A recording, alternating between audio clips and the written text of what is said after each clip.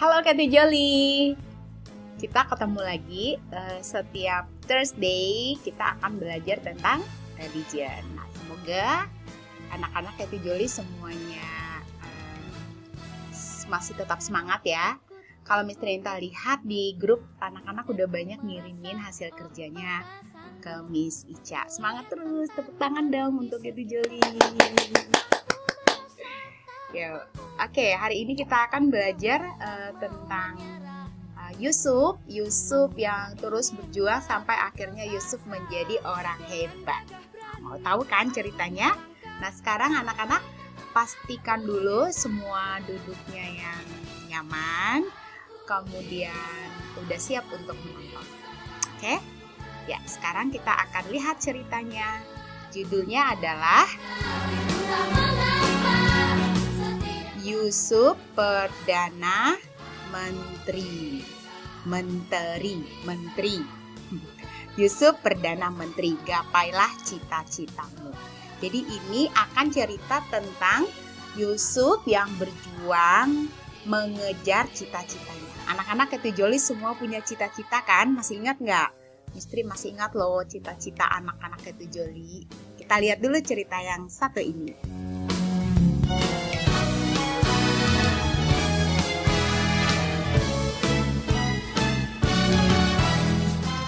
Ini adalah Yusuf. Yusuf itu bekerja di istana Raja Potifar.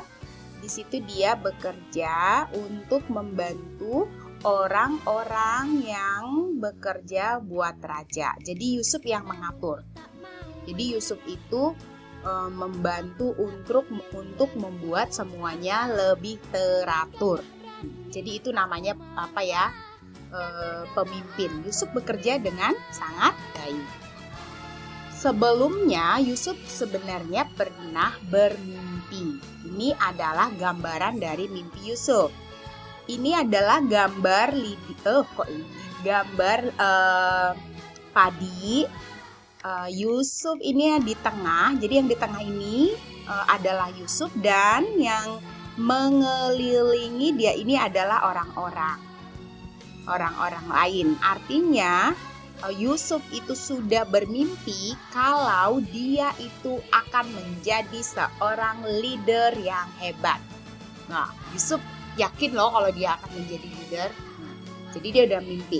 Jadi karena dia punya mimpi, karena dia punya tujuan, karena dia punya cita-cita, jadinya Yusuf semangat dong kerjanya. Nah, tetapi apakah Yusuf santai-santai aja kerjanya? Apakah tidak ada yang mengganggu Yusuf? Ini, ada loh yang gangguin Yusuf. Ini adalah istri dari Potifar. Dia itu suka mengganggu Yusuf. Kenapa? Karena Yusuf itu anak yang baik dan juga pintar. Nah, jadi ini nih tante-tante. Ini tante Potifar gangguin Yusuf. Dia bilang sama Yusuf, Yusuf, aku suka loh samamu. Padahal kan tante Potifar ini istrinya Potifar loh, sudah menikah. Kan dosa kalau yang sudah menikah itu suka lagi sama yang lain, digoda-godain lagi. Ini yang perempuan-perempuan ya, yang girls ya, jangan ada yang suka jadi cewek-cewek penggoda ya. Gak boleh loh, dosa. Nih, kayak si tante Potifar ini. Dia godain si Yusuf supaya Yusuf itu suka sama dia. Tapi apakah Yusuf mau? Setiap hari loh. Dia tuh setiap hari itu. Sampai akhirnya Yusuf gak mau. Sampai akhirnya mukanya ini udah kesal nih. Yusuf ini gak mau padahal dia kerja loh di istana kami. Iya dong, Yusuf itu kerja yang baik aja, dia nggak mau yang lain-lain. Nih, kalau dia terus goda-godain gitu ya, mau Yusuf nggak mau, dia jadi kesal sendiri. Nih, tante Potifarnya jadi kesal. Sampai akhirnya apa? Istri Potifar itu kasih tahu, ini kan Potifar, suaminya. Dia bohongin si Yusuf. Dia bilang sama Potifar, itu Yusuf suka loh menggoda aku. Ampun, bohong lagi. Anak-anak Kati Jolly ada nggak yang suka bohong? Enggak lah ya, nggak ada yang suka bohong. Iya, karena bohong itu dosa, nggak boleh. Kalaupun anak-anak kaki joli nggak kasih tahu kalau bohong, yang bisa melihat adalah Tuhan. Jadi nggak usah bohong. Lihat ini, istrinya bilang sama ini Potifar, dia suka loh godain aku loh. Iya, berapa kali dia menggodain aku. Bohong, dia terbalik. Padahal yang menggodain itu bukan si Yusuf. Tante Potifar ini yang menggodain si Yusuf, terbalik, berbohong. Nah, sampai akhirnya ini Potifar jadinya marah. Sampai dia bilang, "Hei Yusuf, ternyata kamu itu pembohong. Kenapa kamu godain istriku?" Yusuf diam. Terus, "Udah, sekarang kamu masuk ke penjara." Dia dibawa masuk ke penjara. Ini ya, sama pengawal raja. Sedih banget loh si Yusuf ini. Yusuf padahal nggak ada melakukan itu. Terus gimana dong? Nih, Yusuf di penjara. Ketika Yusuf ada di penjara, bagaimana cita-cita Yusuf tadi yang dia itu bermimpi menjadi seorang leader yang hebat. Dia itu bermimpi menjadi seorang pemimpin.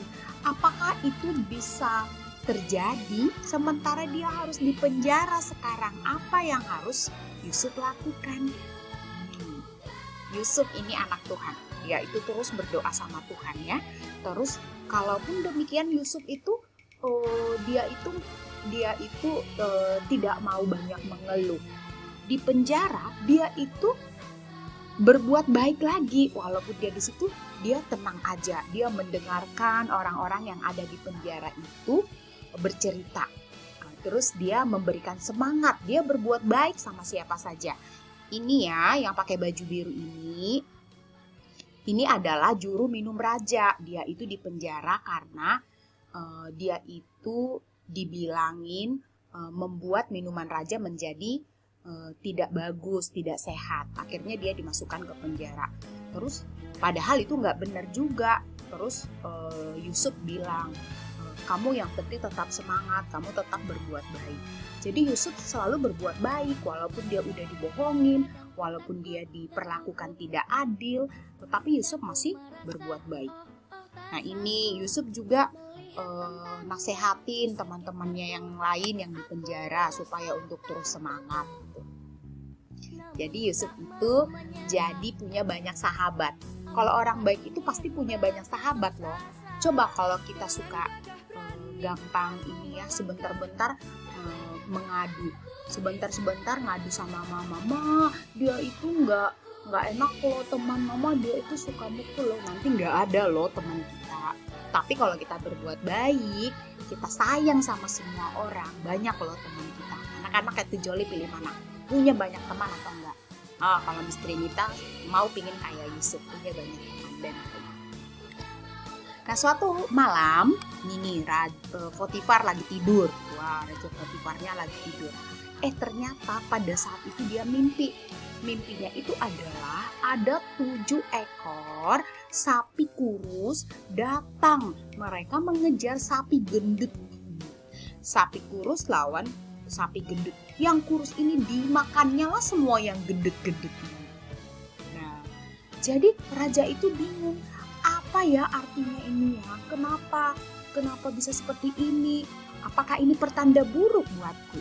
Jadinya raja bilang sama orang-orang yang ada di istana, kalian tahu nggak, ada nggak orang yang pintar yang bisa mengartikan arti mimpi? Kepi Joli tahu nggak? Ini yang pakai baju biru ini adalah orang yang sudah dikeluarkan dari penjara, temannya si Yusuf. Dia terbukti loh kalau dia itu nggak bersalah, sampai akhirnya dia dikeluarkan duluan daripada si Yusuf masih di penjara. Dia udah dikeluarkan. Terus dia teringat, Yusuf kan orangnya baik, Yusuf kan pintar, dan dia juga bisa mengartikan arti mimpi. Udah deh, aku bilang aja sama raja supaya raja memanggil Yusuf. Dia bilang, Potifar, raja kami ada loh orang pintar, yang orang pintar itu namanya adalah Yusuf. Terus raja bilang, panggil dia ke sini, panggil ya si Yusuf ini kemarin itu. Akhirnya lihat Yusuf datang menghadap Potifar. Terus dia bilang sama Potifar, saya tahu artinya mimpi itu. Nah, terus dia ceritakan, tahu nggak artinya mimpi itu selama 7 tahun, ya selama 7 tahun ya, lama loh ini 7 tahun, selama 7 tahun akan ada bencana kelaparan di negeri itu. Artinya nggak akan ada makanan. Terus nggak akan ada lagi hasil-hasil dari ladang yang mau diambil. Kenapa? Karena semuanya itu tidak akan menghasilkan apa-apa. Jadi mereka harus mempersiapkan dari saat ini apa yang harus mereka lakukan untuk semua masyarakat yang ada di sana, semua orang-orang di sana itu bisa makan. Jadi harus dari sekarang dikasih tahu sama rajanya. Terus raja bilang, terima kasih ya Yusuf ya, kamu udah kasih tahu aku. Jadi aku itu bisa menyuruh orang mempersiapkan supaya tidak terjadi bencana kelaparan, supaya kami terus bisa makan. Datang kata Raja Potifar, udah Yusuf, kamu ya jadi pemimpin ya. Kamu akan kuangkat jadi pemimpin, menteri. Menteri loh, itu kayak pembantu presiden loh. Hebat kan? Kamu akan kuangkat menjadi menteriku untuk membantu supaya di negeri ini tidak terjadi kelaparan. Yusuf bilang, astaga, terima kasih Tuhan, akhirnya aku bisa jadi pemimpin yang hebat, kata si Yusuf. Dan memang benar kata Joli, akhirnya Yusuf diangkat menjadi Perdana Menteri. Ya hebat sekali gitu. Walaupun tadi dia di penjara, dia udah mau menyerah, dia udah mau berputus asa, tapi akhirnya tidak. Tuhan menolong Yusuf loh. Dia tetap semangat gitu, dia tetap berjuang. Akhirnya Yusuf menjadi orang hebat.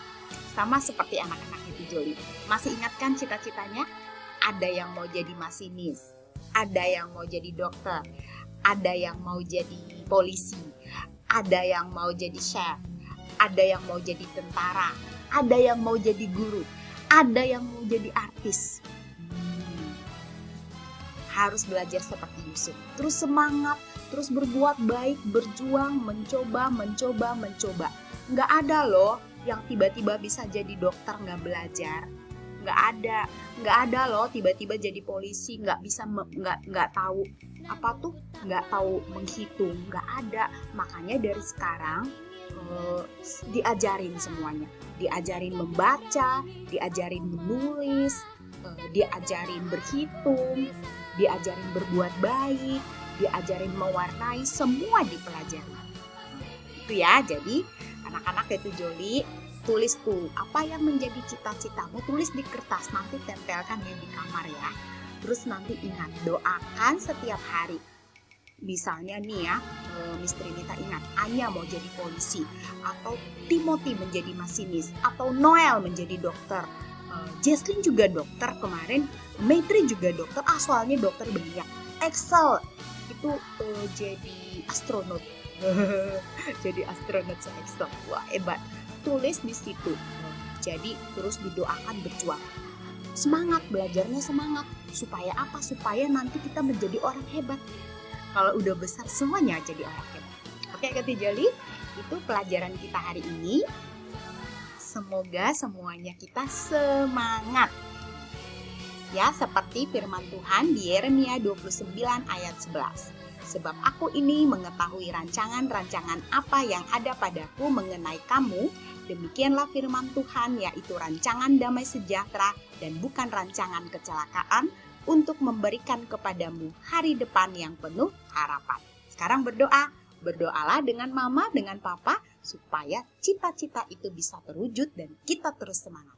Jangan gampang menyerah, jangan gampang putus asa, jangan gampang menangis. Semangat Keti Joli, itu saja. Nanti Miss Trinita akan kasih video yang kedua. Itu dulu ya, dadah!